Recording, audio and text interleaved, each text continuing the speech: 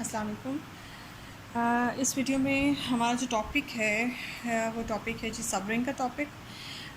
इससे पहले हम रिंग के ऊपर बात कर चुके हैं और रिंग के बारे में काफ़ी एग्जांपल्स और उससे रिलेटेड कुछ चंद एक प्रॉब्लम्स भी कर चुके हैं। इस वीडियो में हम सब रिंग के बारे में पढ़ेंगे। सब रिंग क्या होता है जी? फॉर एग्जांपल जैसे आपने ग्रुप थ्योरी पढ़ी हुई है, ग्रुप क्या होता है और ग्रुप का सब ग्रुप, बिल्कुल इसी तरह से सेम वही चीज़ है। फॉर एग्जांपल आर आपके पास एक रिंग है under the operation of addition and multiplication, then आप उसमें से एक नॉन एम्प्टी सबसेट सेलेक्ट करती हैं, फॉर एग्जांपल एस, और एस जो है वो सब रिंग ऑफ आर हो जाता है अंडर द सेम ऑपरेशन। ज़ाहिर है जो ऑपरेशन सुपर रिंग के होंगे वही ऑपरेशन जो है वो सब रिंग के होते हैं।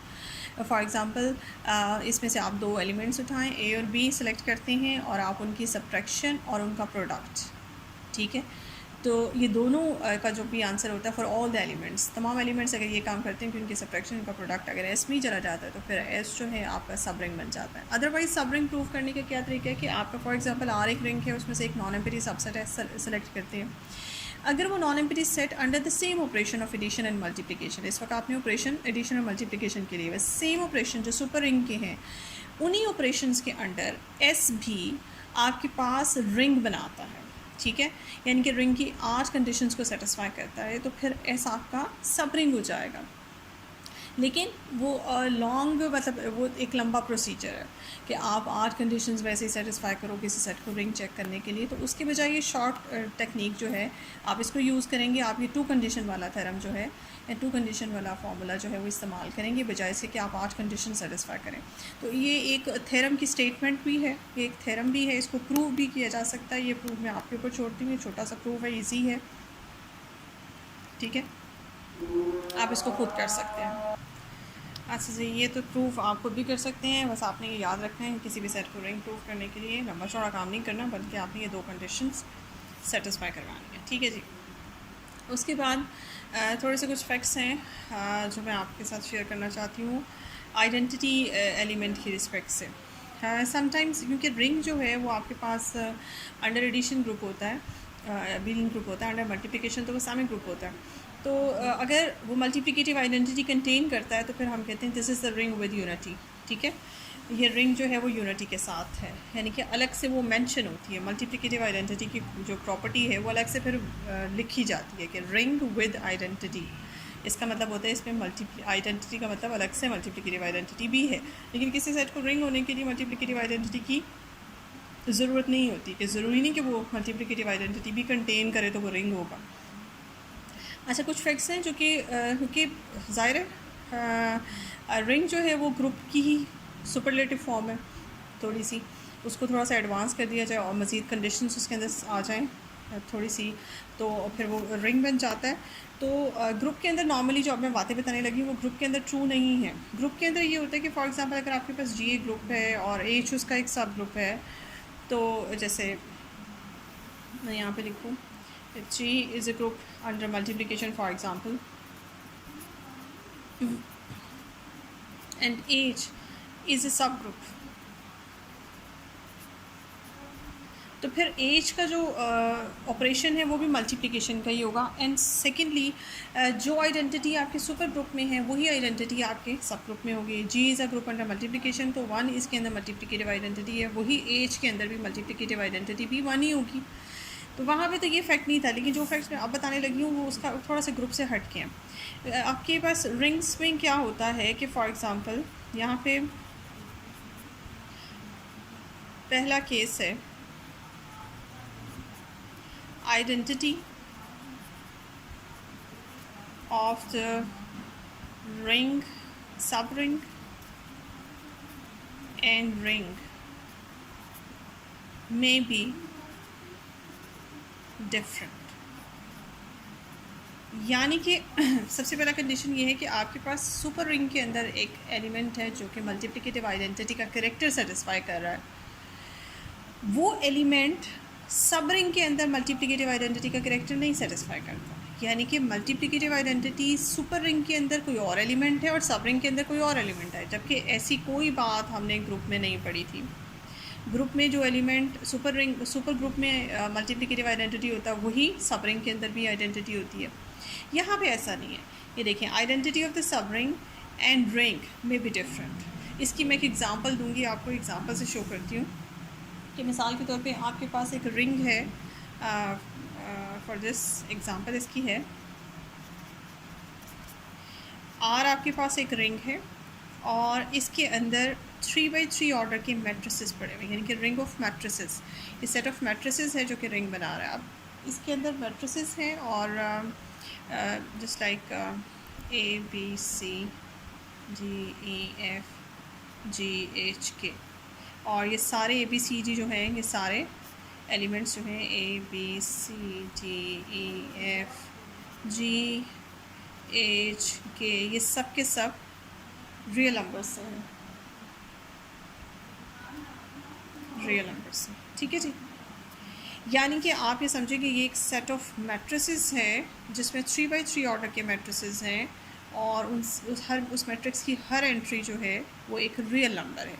ये सेट जो है, अगर आप इसे चेक करना चाहें खुद से तो आप चेक कर सकते हैं। ये सेट आपके पास एक रिंग बनाता है और हमें जैसे कि पता है कि इसके अंदर जो आइडेंटिटी है, मल्टीप्लिकेटिव आइडेंटिटी,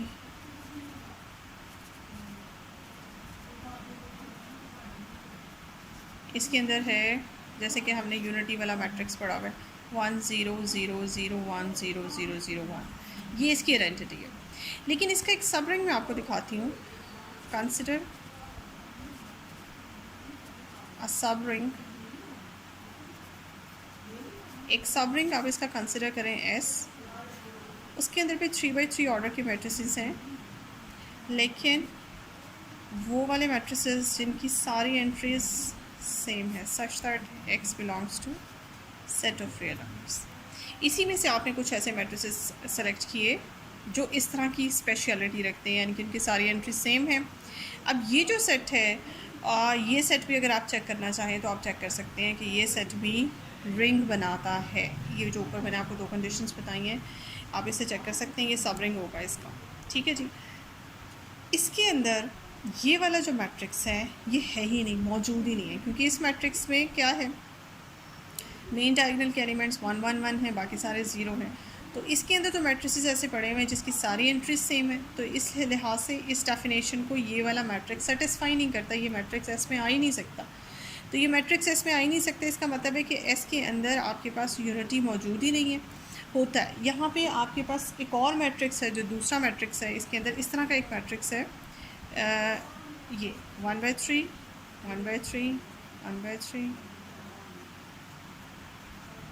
ये देखिए ये मैट्रिक्स जो है वो बाय डेफिनेशन एस को सेटिस्फाई करता है, एस की कंडीशंस को सेटिस्फाई करता है कि इसकी सारी एंट्रीज सेम है और 1/3 आपके पास एक रियल नंबर है।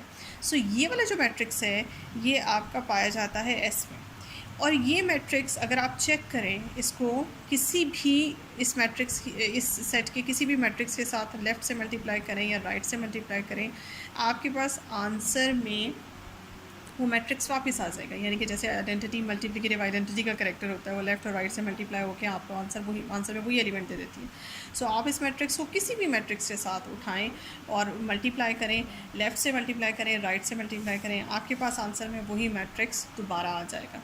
तो ये मैट्रिक्स जो है ये इसका जो करेक्टर है मल्टीप्लिकेटिव आइडेंटिटी का है एस के अंदर। अब आपने ये देखा कि सुपर रिंग के अंदर जो मल्टीप्लिकेटिव आइडेंटिटी थी वो ये थी और सब रिंग के अंदर ये वाला एलिमेंट है, that is totally different from this element. So ये बात रिंग के अंदर होती है, ये ग्रुप्स में ऐसा नहीं होता कि आइडेंटिटी आपकी सब रिंग की और सुपर रिंग की डिफरेंट होती है। आइडेंटिटी होती ज़रूर है लेकिन डिफरेंट होती है। इसी तरह से एक और सेकंड केस है जिसमें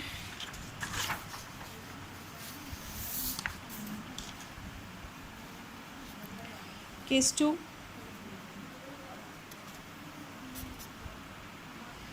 अच्छा जी, केस 2 क्या है? केस 2 ये है कि आपके पास किसी भी रिंग के अंदर तो आइडेंटिटी मौजूद है लेकिन उसके सब रिंग में कोई आइडेंटिटी यानी कि यूनिटी मौजूद नहीं है। मैं यहाँ मल्टीप्लिकेटिव आइडेंटिटी की बात कर रही हूँ, एडिटिव की नहीं। यानी कि सुपर रिंग के अंदर यूनिटी है लेकिन सब रिंग के अंदर यूनिटी नहीं है। फॉर एग्ज़ाम्पल, इसकी एग्ज़ाम्पल के लिए मैं आपको ऐसे समझाऊँगी, जैसे कि हमने पढ़ा हुआ है G under addition and multiplication is a ring, और ई जो है under addition and multiplication is a subring, ये इसका सब रिंग है।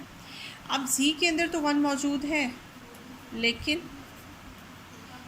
1 जो है वो ई में मौजूद नहीं है, यानी कि इवन नंबर्स के सेट में मौजूद नहीं है। इवन नंबर्स का सेट भी जो है वो अपनी जगह ग्रुप बनाता है, अगर आप इसको चेक करना चाहें तो चेक कर सकते हैं। ये जी का सब ग्रुप होता है, जी का सब रिंग होता है। तो आप इसमें देखें क्योंकि इवन नंबर्स में आपको पता है 1 मौजूद नहीं होता, तो ये एक ऐसी आपको एग्जांपल मिल गई कि सुपर रिंग में आपके पास आइडेंटिटी है, लेकिन सब रिंग में आइडेंटिटी या यूनिटी नहीं है। केस 3, अच्छा जी, केस 3 आपका ये है कि सब रिंग की यूनिटी और पेरेंट रिंग की यूनिटी सेम है, यानी कि सुपर रिंग और सब रिंग की जो यूनिटी है वो सेम है। इसकी मिसाल आपको ऐसे दूंगी, जैसे Z is the sub ring of rational numbers. Rational numbers का सेट एक रिंग बनाता है और Z उसका सब रिंग है।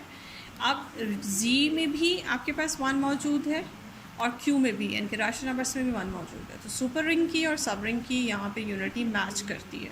पिछले केस में सुपर रिंग की और केस 1 में और सब रिंग की आइडेंटिटी यूनिटी मैच नहीं करती थी, और इस केस में सुपर रिंग में आइडेंटिटी है जबकि सब रिंग में आइडेंटिटी नहीं है। अच्छा जी, इसमें केस 4 है, लास्ट वाला केस आपके पास कि सब रिंग आपके पास ऐसा है जिसमें यूनिटी मौजूद है जबकि पेरेंट रिंग में यूनिटी मौजूद नहीं है। इसकी एग्जांपल के लिए आपके पास ये मैंने एग्जांपल लिखी है। ये एग्जांपल में मैंने जो रिंग आपको दिखाया है वो रिंग एक सेट ऑफ मैट्रिसेस है जिसके अंदर 2x2 ऑर्डर के मैट्रिसेस मौजूद हैं, और उस मैट्रिक्स की हर एंट्री जो है वो इंटीजर से है, और वो मैट्रिसेस ख़ास किस्म के हैं, 2x2 ऑर्डर के मैट्रिसेस हैं कि जिसकी पहली रो जो है वो कुछ भी है, उसमें कोई भी इंटीजर हो सकता है, जबकि सेकंड रो फिक्स 0 है। इसको भी अगर आप चेक करना चाहें तो आप चेक कर सकते हैं कि ये सेट भी रिंग बनाता है। ठीक है जी, ये रिंग है, लेकिन इसमें कोई भी इसका एलिमेंट इसमें से यूनिटी का कैरेक्टर सेटिस्फाई नहीं करता।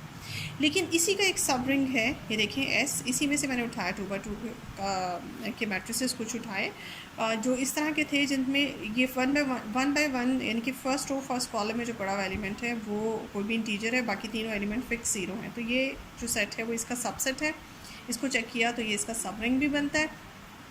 इसके अंदर यूनिटी तलाश की तो इसके अंदर यूनिटी जो है वो ये आती है 1 0 0 0। ये बाय डेफिनेशन भी इसको सेटिस्फाई करते हैं क्योंकि इसका यहाँ का first 1 first row first column वाला एलिमेंट कुछ भी हो सकता है, बाकी तीनों फिक्स 0 हैं। देखें तो ये एलिमेंट जो है 1 0 0 0, ये एलिमेंट जो है इसका यूनिटी बनता है। अगर आप चाहें तो इसको कोई रैंडमली एलिमेंट उठाएं, इसके लेफ्ट और राइट पे इससे मल्टीप्लाई करें और आपके पास आंसर में वही एलिमेंट वापस आ जाएगा। सो इसके अंदर यूनिटी मौजूद है, जबकि इसके अंदर कोई भी एलिमेंट जो है वो यूनिटी का कैरेक्टर सेटिस्फाई नहीं करता। तो ये वो पॉसिबिलिटीज़ हैं जो नॉर्मली ग्रुप में नहीं होती हैं, लेकिन यहाँ रिंग्स के अंदर पॉसिबल हैं। सो ये इंपॉर्टेंट पॉइंट था, MCQs पे भी आ सकता है, आपको इस तरह से पूछा जा सकता है। एग्जांपल्स जो हैं वो इसमें याद रखिएगा ज़हन में, और मैट्रिसेस की एग्जांपल मैं हमेशा कहती हूँ कि बहुत इंपॉर्टेंट है। सो ये 4 केसेस मैंने डिस्कस करने थे आपके साथ, इम्पॉर्टेंट है। ठीक है जी, अच्छा आज के इस लेक्चर में अब तक के लिए इतना ही, और इंशाल्लाह मैं अपनी नेक्स्ट वीडियो में इससे आगे आपको कुछ टॉपिक्स बताऊंगी। अभी के लिए इतना ही। Thank you so much.